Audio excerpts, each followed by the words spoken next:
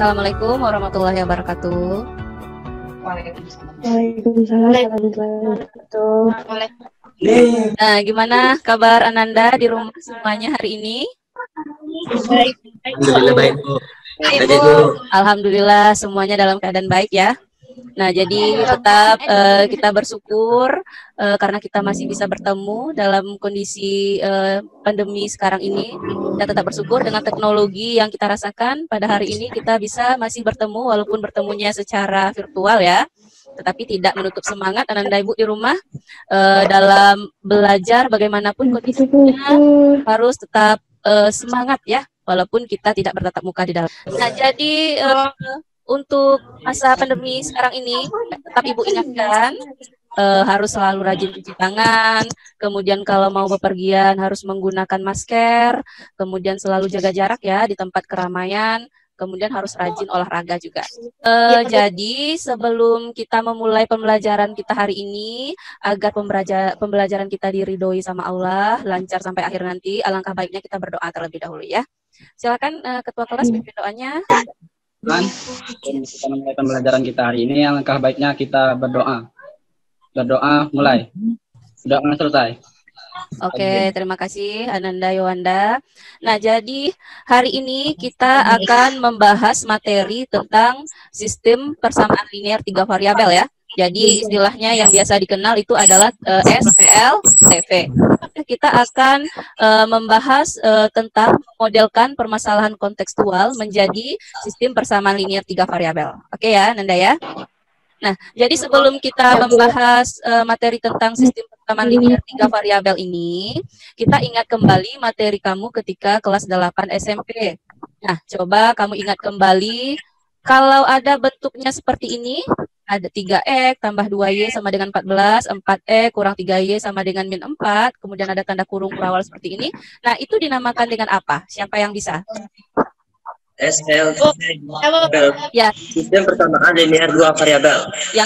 Jadi ini adalah sistem persamaan linear 2 variabel. Nah, jadi kemudian ini tadi adalah 3X tambah 2Y sama dengan 14, 4X kurang 3Y sama dengan min 4. Nah, yang koefisiennya itu adalah 3, 2, 4, 3. Kemudian variabelnya adalah X Y. Kemudian konstantanya adalah yang 14. Iya, berarti ini konstantanya adalah 14 dan min 4. Nah, kemudian Ananda semua, yang dikatakan dengan koefisien itu tadi apa ya? Variabel. Angka yang mengikuti variabel. Nah, bagaimana? Diki jawab. Iya, silakan Diki. Koefisien pada bentuk aljabar adalah faktor konstanta dan faktor pada bentuk aljabar. Iya. Oh iya. Kemudian konstanta itu adalah apa? Ada yang bisa? Ada Bu. Iya, coba Zahwa. Dari bentuk aljabar yang berupa bilangan dan tidak variabel. Iya, bagus sekali anak ibu semua. Untuk menyelesaikan sistem persamaan linear 2 variabel itu metode apa saja yang bisa digunakan? Grafik. Iya.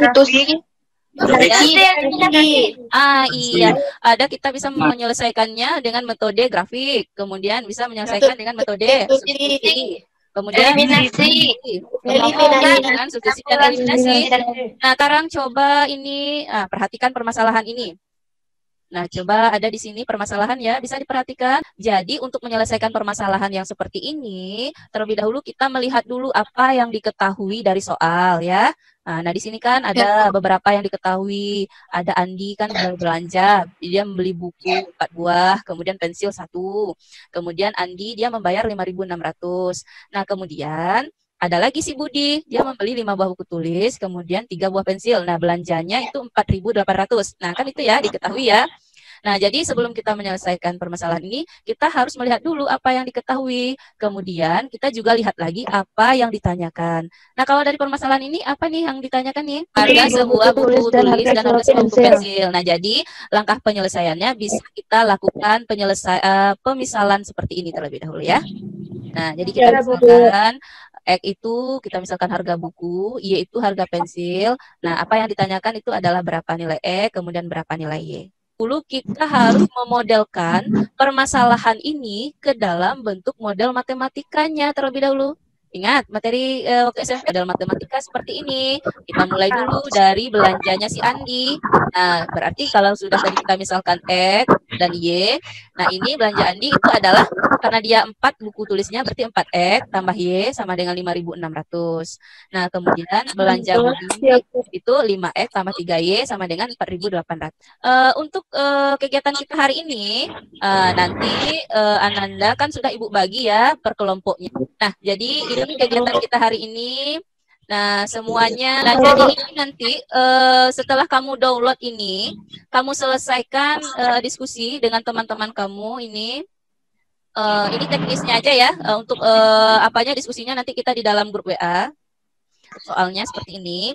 Nah, kemudian nanti ini juga sama, boleh kamu tulis di dalam buku catatannya, kamu salin lagi soalnya ini.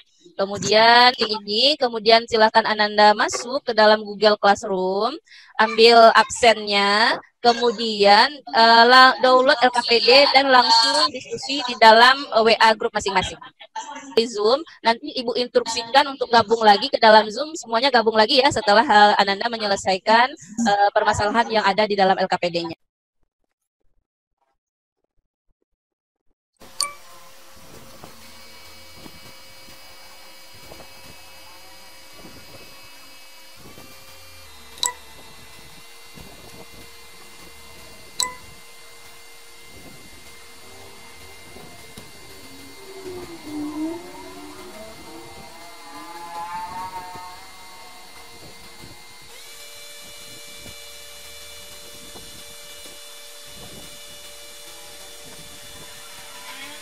Setelah Ibu lihat tadi dari hasil diskusinya melalui WA, itu masih banyak yang kebingungan ya di permasalahan yang nomor 2 untuk memodelkan permasalahannya.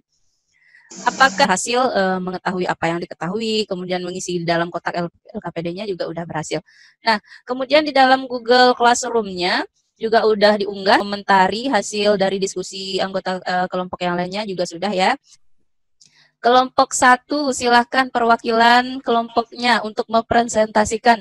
Nah, berdasarkan yang centang-centang tadi Bu, yang kegiatan 1, petunjuk checklist lah kelompokmu mana yang merupakan SPLTP, kan Bu? Iya. Nah, di sini kan ada 4 kotak ya. Nomor 2 di sebelah kiri Bu. Menurut kelompok 1, yang tengah-tengah. Nah, iya, bisa ya, dipahami ya. Bisa kita simpulkan, dalam menyelesaikan permasalahan kontekstual, kita dalam memodelkannya menjadi bentuk sistem persamaan linear 3 variabel, ada 3 langkahnya yang harus ditempuh. Apa yang diketahui, apa yang ditanya. Langkah yang kedua, kita memisalkan variabel. Yang ketiga, baru kita memodelkannya ke dalam model matematika. Materi kita itu ya, kita hari ini hanya membahas tentang bagaimana caranya kita memodelkan permasalahan konseptual ataupun permasalahan kita dalam kehidupan sehari-hari ke dalam bentuk model matematikanya. Kamu catatkan di dalam catatannya yang benarnya itu ya. Ya Bu. Kemudian juga nanti setelah kita mengakhiri pembelajaran ini, kamu boleh download, silahkan kamu download itu yang di dalam Google Classroom. Ada materi ajar, bisa kamu printkan itu. Kemudian juga ada video Ibu menjelaskan materi bagaimana memodelkan permasalahan. Nah, jadi untuk memantapkan pemahaman kamu, silahkan kamu download di situ ya.